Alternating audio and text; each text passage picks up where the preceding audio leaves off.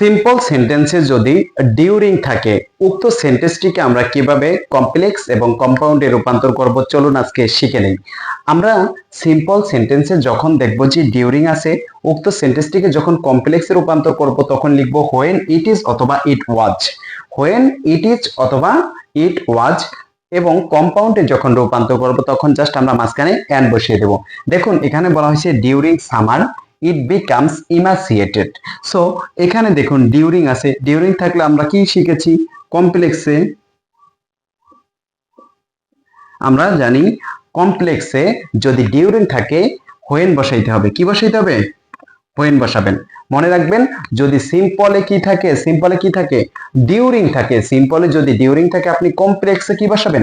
When বসাবেন। When, when বসানোর পর ইট লিখবেন, তারপরে ইট, হোয়েনের পর কি ইট লিখেছি আমরা ইট। এখন আপনি ইজ বসাবেন অথবা ওয়াজ বসাবেন।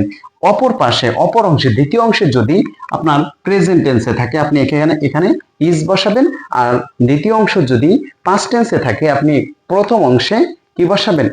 ওয়াজ বসাবেন।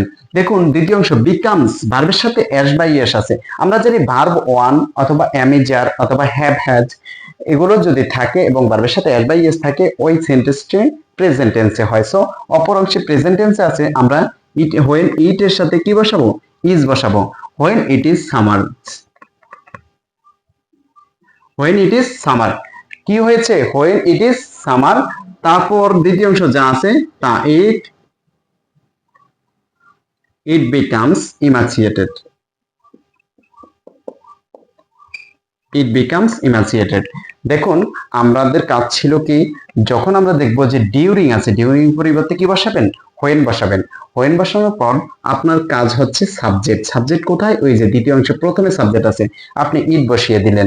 ইট বসানোর পর কাজ হচ্ছে ওয়াজ অথবা ইট, কোনটা বসবে? ইজ বসবে না ওয়াজ বসবে? আমরা এখানে দেখুন অপর অংশে যদি দেখি যে প্রেজেন্ট টেন্সে আছে অর্থাৎ ভার্বের সাথে S by S, verb one, অ্যামেজার অথবা হ্যাভ হ্যাজ এগুলো যদি থাকে আপনি প্রথম অংশে কি বসাবেন? ইজ বসাবেন। আর এবং যদি অপর অংশে ভার্ব টু থাকে তাহলে আপনি কি করবেন? প্রথম অংশে ওয়াজ বসাবেন। ইমাসিয়েটেড সামারের সামার এবং দ্বিতীয় অংশ হুবহুব যা আছে ইট বিকামস ইমাসিয়েটেড হুবহুব যা আছে আমরা তাই বসিয়ে দিলাম। কমপ্লেক্স শেষ। এখন এই সেন্টেন্সটিকে যদি আমরা কম্পাউন্ডে রূপান্তর করি তাহলে কি হবে? কম্পাউন্ডে যদি আমরা রূপান্তর করি তাহলে সেম কাজ। তো আপনার কাজ কি? প্রথমে লাগবে সাবজেক্ট বসাইলেন, সাবজেক্টের পর ইজ লাগবে, ইট is summer, it is summer. কি করবেন?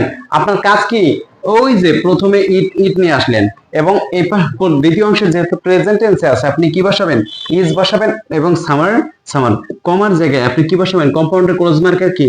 এন্ড, আপনি এন্ড বসিয়ে দেন। It is summer and it becomes